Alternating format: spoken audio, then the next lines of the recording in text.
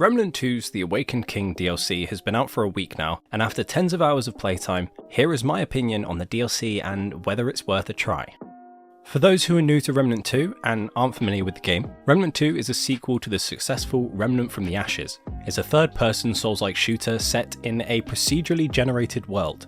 You play as a traveller, someone who is just trying to survive in the world after an infestation known as the Root began to devastate Earth and other systems.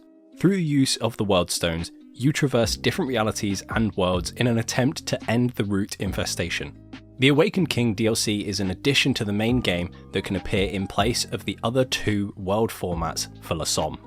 When booting up the DLC for the first time, you can head over to the World Stone in Ward 13 and reroll your adventure mode and play the Awakened King one-shot, which will give you all of the new content locations from the DLC. In each of the worlds for the main game of Remnant 2, there are multiple endings and rewards for certain boss fights, most notably for the world bosses, and the Awakened King is no different. So you'll have to replay the game several times to claim all rewards and outcomes. And to show you just how many items there are in this game, one of the devs that worked on the game posted on their Reddit forum stating that not a single person, including any of the devs themselves, have claimed 100% of the items that are available in the game since its release in July, and with the expansion, that goal has become even more challenging.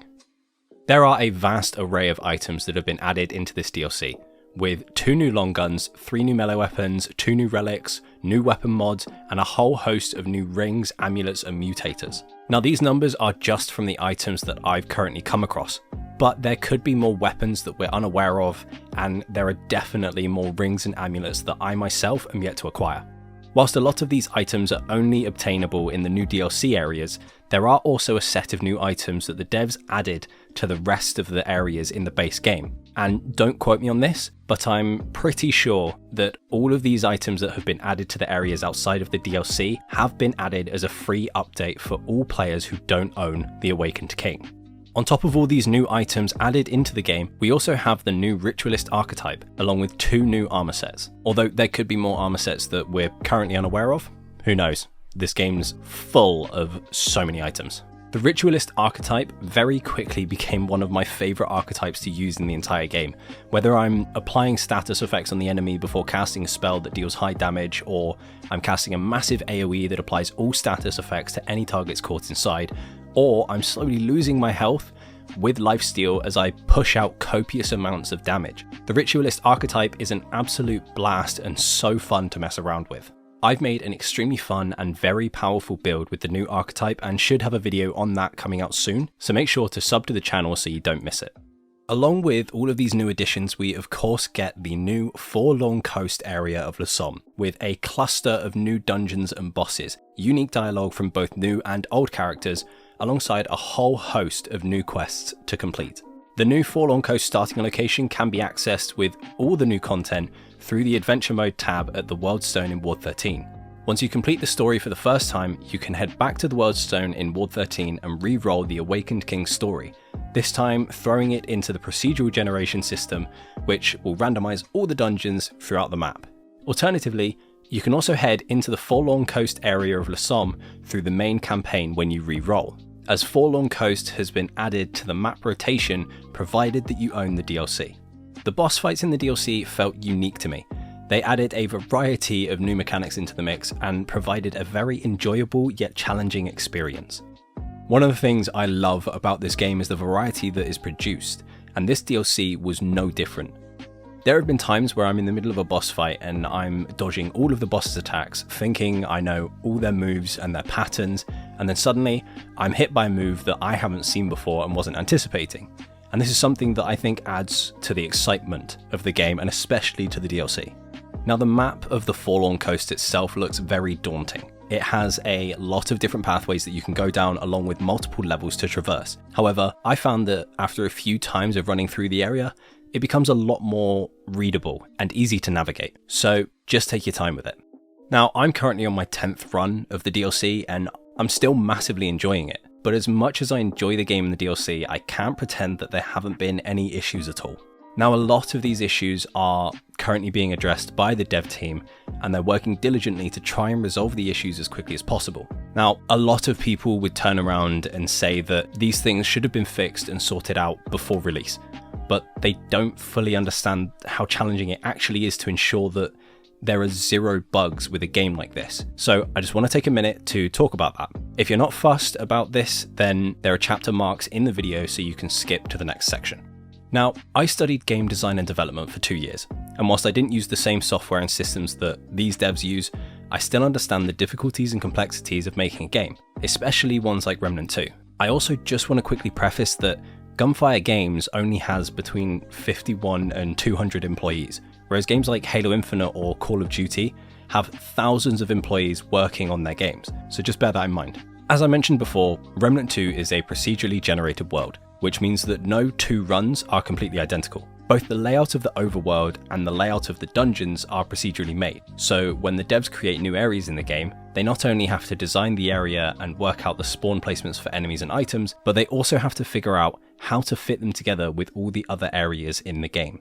Another, and possibly the most crucial thing to consider with a game like this, is that the devs can't think of every single idea that players might think of. And so there may be something that a player thinks of doing and it breaks the game, but just because the player thought of it, that doesn't mean that the devs at Gunfire Games thought of the idea as well. This game is massively reliant on build crafting, and there are hundreds, if not thousands, of different builds that people can make, and the devs simply can't think of all of them.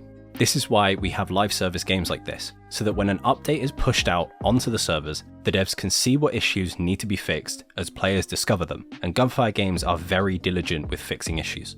Take the Halloween update for example. They released the first event in-game, along with a massive update that addressed almost 100 different issues. The devs also can't test how certain things will work in-house, because it's different when the patches are pushed out onto the main servers as opposed to keeping on their in-house servers. The devs might have around 20 to 30 people on their test servers trying to find the issues before release, but they can't test for all the issues that would appear when the updates are pushed out to the millions of players on the servers. Developers nowadays also have to essentially make multiple versions of a game. One for PC, one for PS5, one for the Xbox Series X, and one for the Xbox Series S. Each of these consoles have their own specs, and so the devs have to practically make a different version for each of them to accommodate for the different performance capabilities. This is why the devs send out patches and updates for specific consoles, rather than one large update for all of them, as the consoles have their own bugs that other consoles might not have. But I digress. Let's get back to the main topic. I mentioned that there have been a few issues with the game since launch, with most of them being looked at by the devs at the moment, but I just wanted to talk about what I found in the hopes that some of the issues that aren't known or being worked on might be looked at. To start off with, the issues with loading times and performance. This update did cause an increase in loading times, along with a set of performance issues across the game. Personally, I haven't been drastically affected by these issues, but have still been affected by them. The devs have said that they are currently looking into the performance issues and crashes and are working towards these fixes.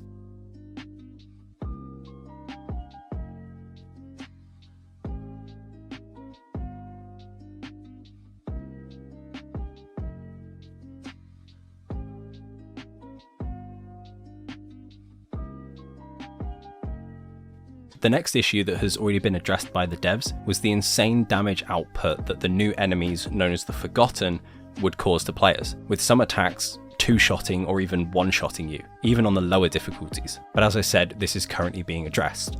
The Blood Draw mod that you can acquire through the One True Ending questline causes significant lag spikes and frame drops, even crashing the Series S console at times. The Havoc form for the Archon archetype is currently also having an issue where it won't connect to enemies and so fails to deal damage. Intermittently, it might connect to the target, but for the most part, it fails to connect and won't deal any damage. I've tried this against bosses, standard enemies, and even at the firing range in Ward 13, but the same issue occurs. It did work a couple of times in Ward 13, and it worked once against the first aberration in the Forlorn Coast, but for most instances, it wouldn't connect to any of the enemies at all. The Miasma ability for the Ritualist seems to fail at times to apply the status effects to all enemies caught in the radius. Along with this, enemies climbing up ladders also seem to be unaffected at times. Another issue with Miasma, which could be intentional, is that the status effects applied with the skill don't pass on to other enemies caught outside of the area through the archetype's prime perk. Now, as I said, this could be intentional as it is a very powerful ability, but the prime perk states that any effect applied by Ritualist is passed on to enemies within range after death. Another issue that's caused George's game to crash on the Series S has been when we both used the new Sparkfire long gun. It causes significant frame drops and can also cause the Series S's game to crash. The final issue I've come across has been with what George and I call the Wake Up Mansion, the area inside some dungeons that provides you with a small puzzle to acquire the Death-Soaked Idol. When going through the one-shot, the first mansion was fine, but inside the second mansion we found, the game would freeze when we were grabbed by the Wake Up dude, and the only way to get out was to quit the game and load back in. That's pretty much all the issues I've come across whilst playing, but if I do find any more, then I'll try to make a video or a YouTube short on them. As much as some of these bugs have been a bit of an annoyance, they haven't massively hindered my experience, and I've still been able to enjoy every run that I've done, including my current Apocalypse run. This DLC has been an amazing addition to Remnant 2, for what I would say is an incredibly reasonable price at £8.39 if you're in the UK. For a game that costs £41.74 for the base game, and then £49.99 for the deluxe edition and £59.99 for the ultimate edition, you really are getting your money's worth. And £20.99 for the DLC bundle is a brilliant price point, especially if they're all as full of content as this one. I've seen people complain about the amount of content you get for an £8.39 price packet, along with some saying that it should have been a free update, and I couldn't disagree more. When you look at the bigger picture, the amount of content we've received for this price is staggering compared to other games that will sell a character cosmetic for double the price. And so it baffles me when people say that this is an unreasonable price for such a large scale amount of work and content. Some people have also stated that only having 2 guns is not worth it, but if I'm honest, that doesn't faze me at all. Most people who own the game have already found the weapons that they enjoy using, and so adding 2 new long guns, each very unique and enjoyable to use, is reasonable to me, especially since the game's sole focus is in build crafting with rings, amulets and archetypes, and we gained so many of them. For me, the only thing I probably would have liked to have seen added into this is the inclusion of 1 or 2 new handguns. But other than that, I thoroughly enjoyed this DLC, and I would definitely recommend it to any fans of Remnant 2 and even new players. If I was to score it out of 10, I'd probs give this around an 8.5. I just think that I would have potentially liked to have seen another big boss or 2, but that's just my personal opinion. Now, if you enjoyed this video, please do leave a like and subscribe. It really helps me out massively. And if you don't like this video, then I appreciate you giving it a watch anyways. Let me know down in the comments what your favorite moment from the DLC was, or any fun little incidences that happened during your playtime. And once again, thank you all so much for watching. I've been Deli, and I'll see you in the next one. Stay classy, guys. Peace.